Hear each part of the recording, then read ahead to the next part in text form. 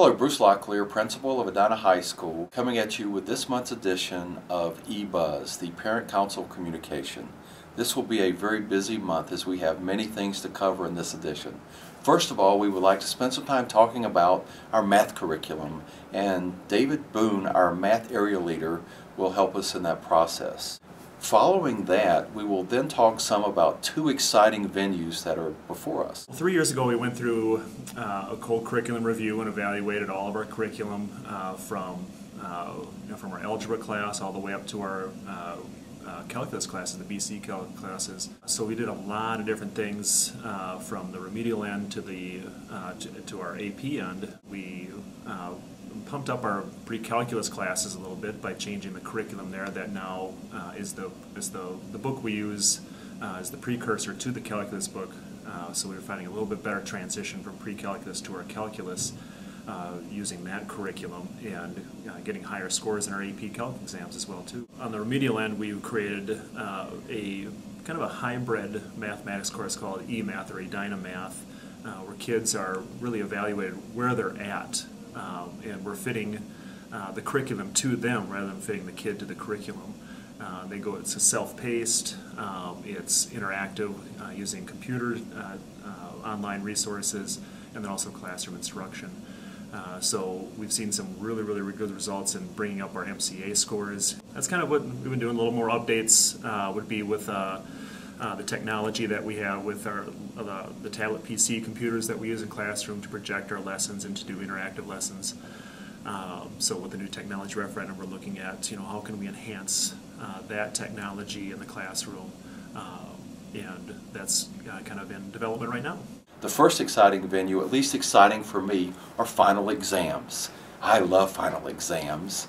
And I'm certain that your students will be stressed a little bit about that, but we have gone to a 3-day modified schedule for final exams, and we'll talk about what that schedule looks like and why we went there. The first day of finals is Wednesday, January 25th, followed by Thursday and Friday. So we have 3 days of finals.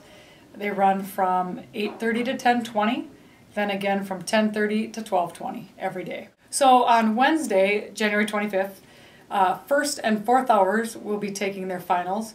On Thursday, it's second and fifth hour, and on Friday, it is third and sixth hour. As far as the transportation goes, buses will run as normal in the morning, and then on Wednesday and Thursday, the pickup from EHS to take kids back home is at 12:30, and then there's another one at 3:10.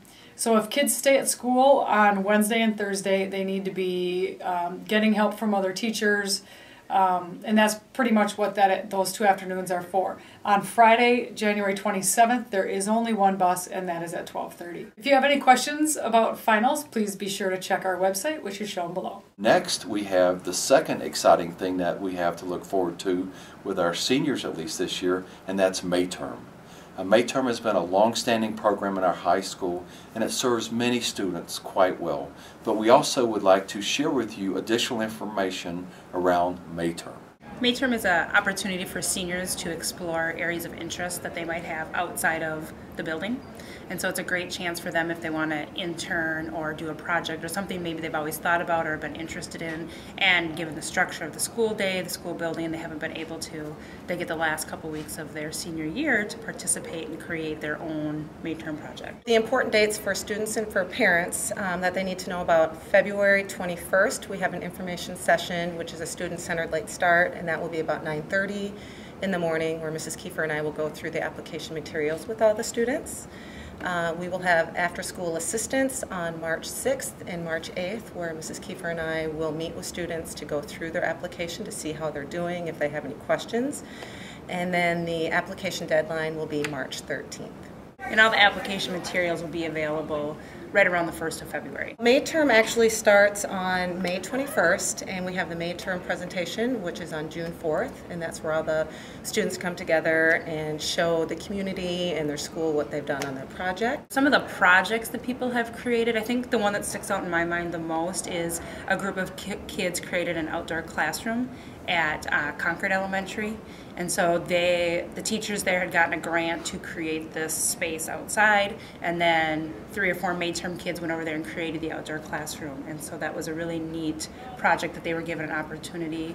There's kids who go camping, freshwater testing are some that kind of stick out to me. Our own Frisbee golf course here in Edina was at one time created by MayTerm kids. So the projects can really vary, and I think the most interesting projects or the most successful projects or internships are the ones that the kids are truly passionate about. And finally, we'll conclude this session with funding from Parent Council in terms of grants, looking at a keyboard that has been purchased for music. It's an electric keyboard that specializes in tuning intervals. Well, it's not a full octave, it's not a full 88 keys. It has enough octaves for what we use it for in class. So it wouldn't be a keyboard that you would use in a performance, but it's mainly for rehearsal purposes.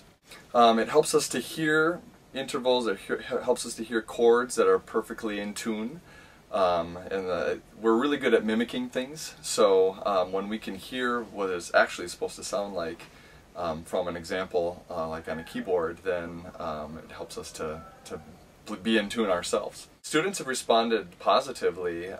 We've heard improvements in our chords. There was one instance where it was an immediate improvement, and it was kind of one of those revelations. Wow! We're using it not only to just tune our chords, but also to do ear training exercises where I'll play a perfectly in tune interval and then they're identifying it after that. So it's helping us with that aspect too. Thank you so much, and make it a great month.